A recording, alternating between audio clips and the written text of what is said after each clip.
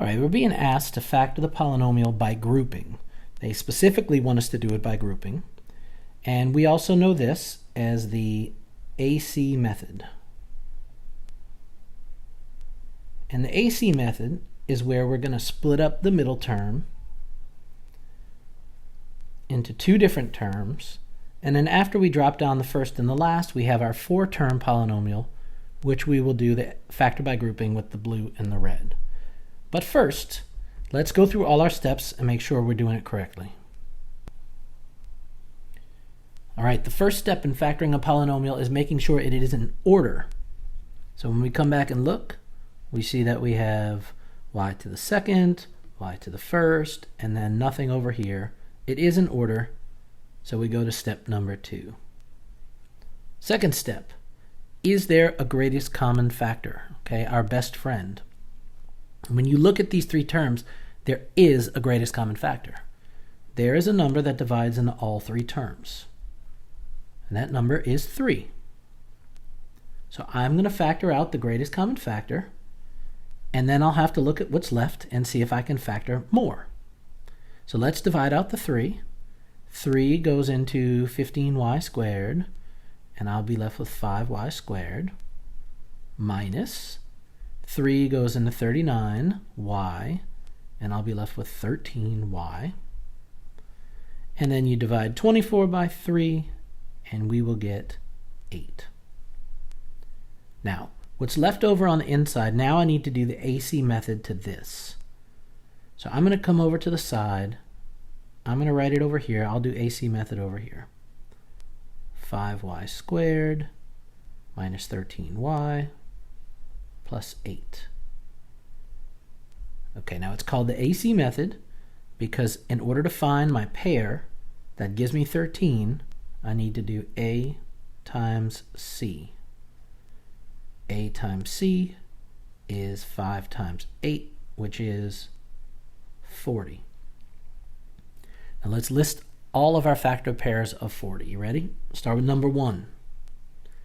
1 times 40. 2 times 20.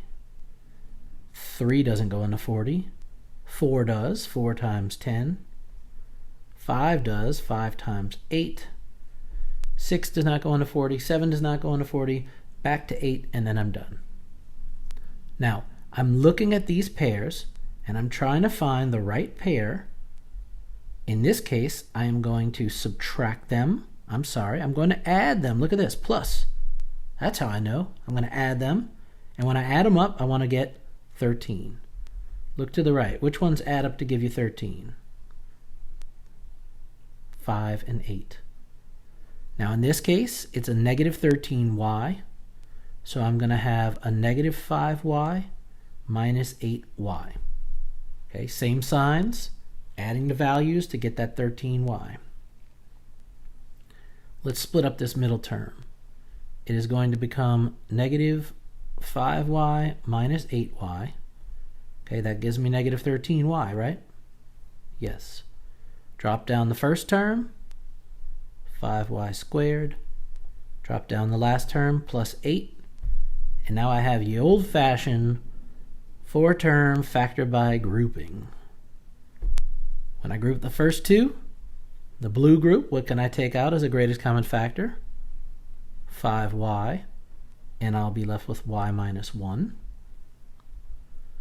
Drop down the middle sign, that's a minus, and I'm going to factor out a negative 8 out of the red group. When I factor out a negative 8, I'll be left with y minus 1. Okay, remember I'm factoring a negative 8 out of a positive 8. Remember that sign's going to change. And now I notice that y minus 1 and y minus 1 is the same. That makes me happy. I take out my y minus 1, and what would I be left with? You could see if I remove the y minus 1, I'd be left with 5y minus 8.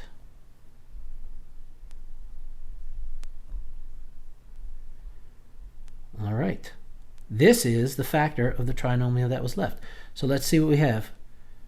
Factored completely. Don't forget the 3. This trinomial is going to give me two binomials, y minus 1 and 5y minus 8. And that is factored completely. I look inside, nothing to factor here, nothing to factor here. I am done.